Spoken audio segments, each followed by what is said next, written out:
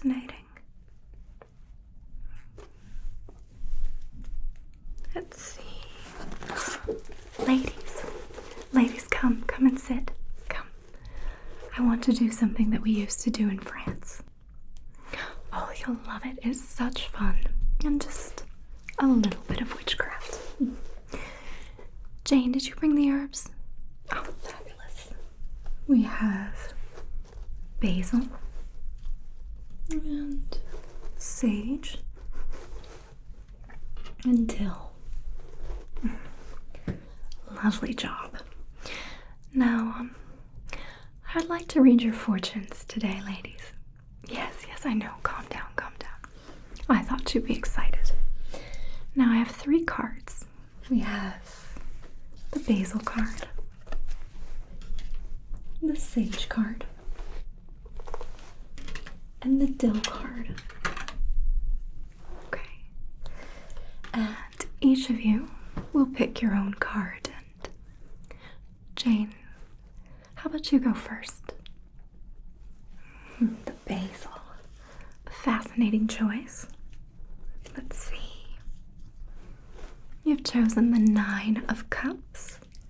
We see a beautiful lady sat upon a throne underneath 9 goblets.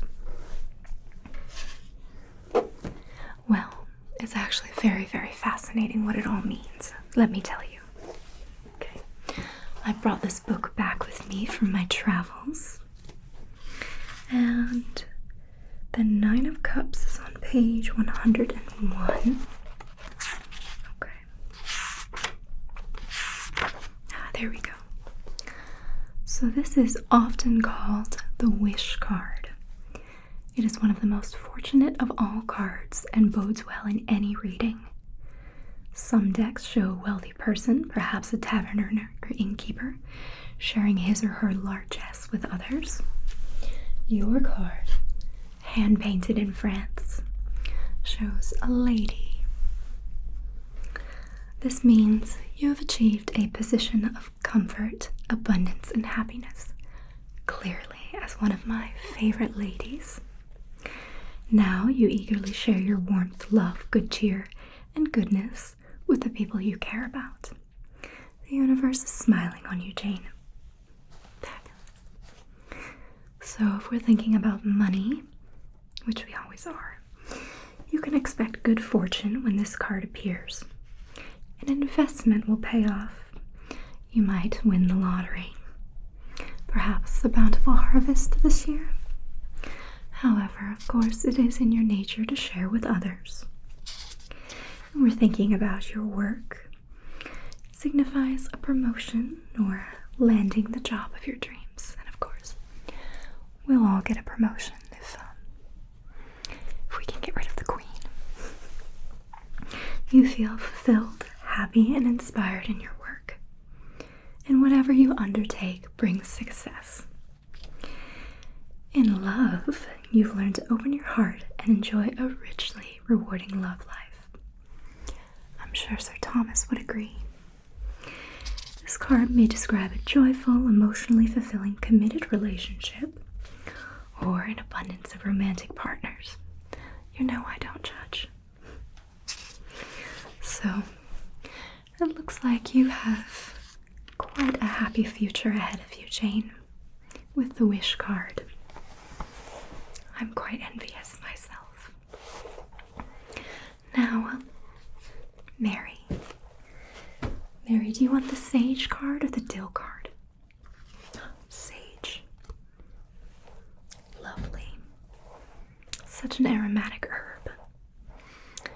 Mary, you have chosen the King of Wands. The King of Wands. Perhaps in homage to our own lovely King Henry VIII. Okay. So the Wands, the King of Wands, page 56. 56. Let's see. 51, 52, 53, 55, 56. As befits a king, the King of Wands often appears seated on a throne, wearing a handsome robe and a crown. So in this one, we have a beautiful lady sitting on a decadent throne with a staff and a crown. So I've lost my page. 56, 56. There we go. He's a dignified man who exudes confidence, authority, and power, yet he doesn't seem at all threatening. In fact, he's usually shown as a handsome and benevolent ruler. The king may signify an actual person. When he does, it's generally a mature man who's obtained a position of wealth and status, perhaps the head of a business or the leader in the community. Hopefully not the king himself, Mary. No, I didn't think so. It's a fortunate card, regardless of the situation. If he represents a real person, it's someone you can trust and rely on to do the right thing. It's a loyal friend, a fair-minded employer, a wise advisor, a competent and honest leader. This intelligent man has high ideals. He's active, energetic, and independent, with a passion for life and an adventurous nature. If you're thinking about money, you can expect good things to come your way. Sometimes the king card means getting a raise, the adventure will pay off, or that you'll have financial support. Perhaps a suitor bringing gifts. In a reading about your job, success is assured. This may indicate a promotion or recognition for your efforts. It can also show you moving into a position of authority. Now is a good time to take a chance, for victory is yours. Very fascinating, yes. Now, just keep in mind, your position must still befit your station. Do we understand? Lovely, Mary, thank you. If you're thinking about love, the King of Wands says the relationship is a strong one, with plenty of affection and passion, perhaps between two lively, creative, and outgoing people. Perhaps there's something you haven't been telling us, Mary? Oh, never mind, I'll allow you your secrets. Now, Catherine, the dill card is the only one that remains.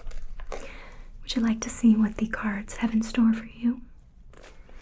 Yes, we have the Knight of Swords. Look at this fearsome and brave knight upon this noble steed. Flowing mane, full of valor. Yes. The Knight of Swords, Knight of Swords.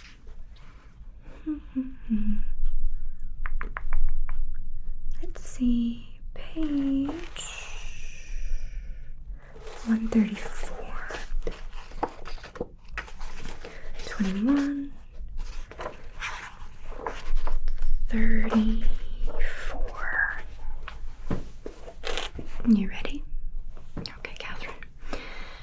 Knights often symbolize messages or travel. Some decks, including the Rider-Waite-Smith Tarot, I don't know what that is, show this knight rushing hell-bent toward an adversary or adventure. However, sometimes he shoulders his sword, contemplating its next move. Our own gallant knight looks like he's galloping forth into battle. Very interesting. Now, the upright knight may suggest you're passionate about your ideas and believe wholeheartedly in the rightness of your objective.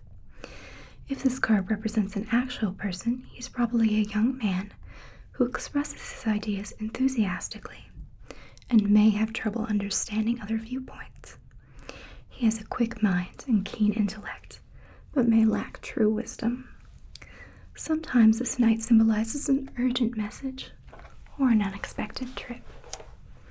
So if you're thinking about money, you may need to act quickly in a financial matter, but don't neglect to study the situation before making a decision. The upright knight may point to a financial trip or a message about money. Sometimes he heralds a change in your resources. Didn't your father just go on a trip? Very interesting. If the reading's about your job, this card can represent a business trip. Sometimes it means a job change or a shift in work-related responsibilities. The Knight may also caution you to hold your tongue, bide your time. Diplomacy is important now. In a reading about love, the Knight may point to a new affair or a change in an existing relationship that brings more freedom, excitement, and openness. It can also recommend being more flexible and tolerant. Now, Catherine, are you sure none of the men at the court have caught your eye? That's what I thought. Yes, he is a little bit of an impertinent man, but it's very interesting. And I support your choice. Well, ladies, now that your fortunes have been told, I suppose you may return to your usual activities, but Jane, will you stay? Yes, ladies, you may go. Now, Jane, for the real reason I had you bring the herbs, I need your help with something. Yes. I've noticed the king's affections appear to be waning. You know, he's very hard to entice and even harder to keep, so I think it's time that we do a little spell. Alright. So I have your basil, the sage,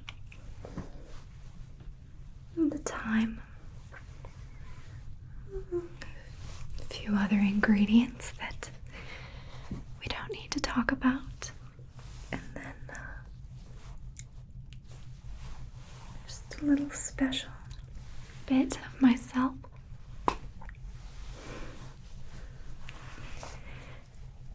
And we'll make sure that the king stays faithful and maintains his interest. After all, it's in all of our best interest to keep the king happy and occupied, and above all, dedicated to me.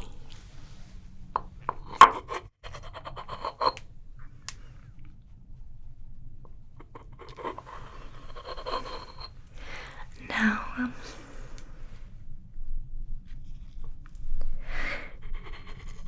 Sir Thomas. He's the king's cupbearer, right? And he's quite dedicated to you,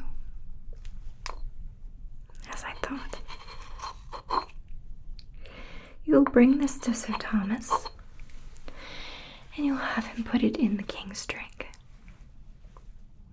I knew I could count on you. No, tonight. It has to be tonight. While the moon is full. Then the king will drink of my potion, and his love will be enduring. Really, we're just protecting him from his fickle nature, aren't we? Yes. Perfect. Now, I'll give this to you. And you make sure Thomas has it for tonight, yes? Lovely, my Jane. I'll let you know if I need anything else of you.